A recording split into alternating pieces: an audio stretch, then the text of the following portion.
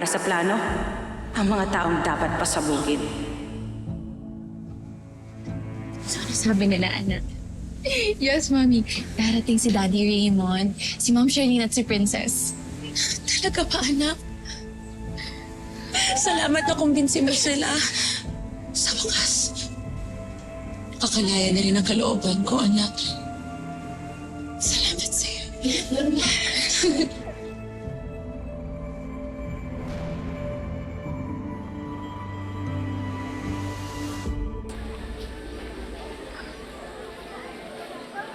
Asa na si Luna? Kumalma ka. Ewan ko sa'yo.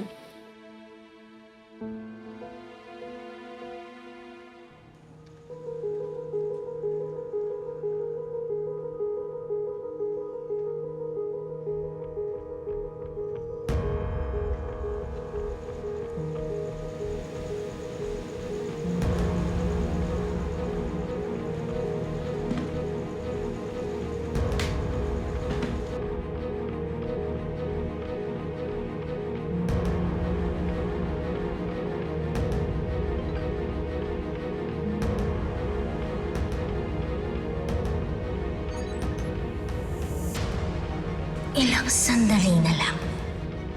Goodbye na ako sa lugar na to.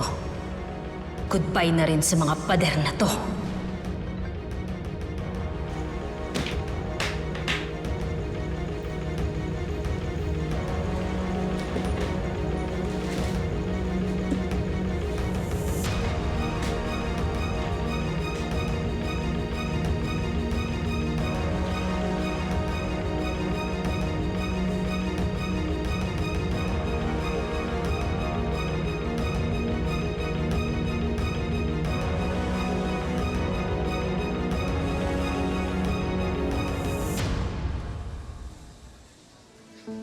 Handa na to. Pindutin mo lang yan kung gusto mo nang magunaw ang lugar na to. Salamat.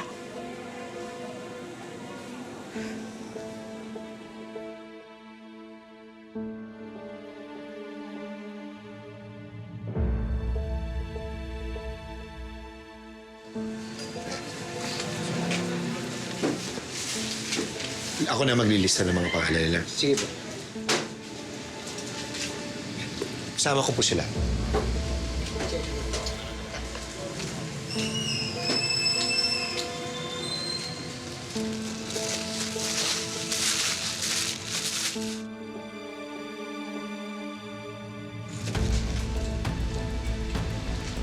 Okay na.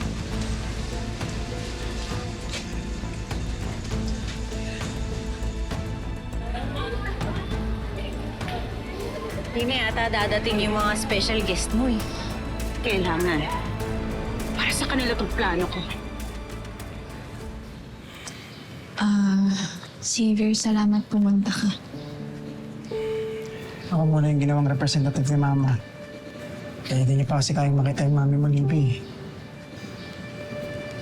Naiintindihan ko. Hindi rin naman kasi madali yung pinagdaanan ng mami mo sa kamay ng mama ko. Pero thankful pa rin ako kasi tinanggap niyo siya sa kabila ng lahat.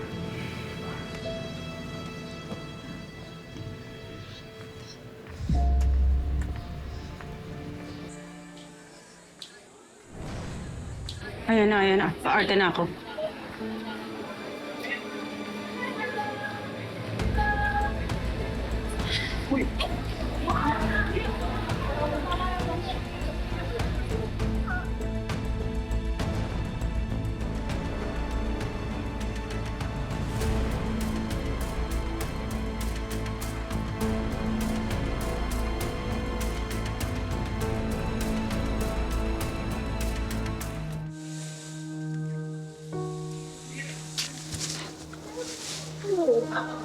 Ay, anak.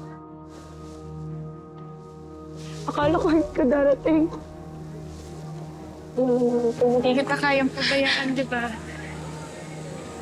Anak. Salamat.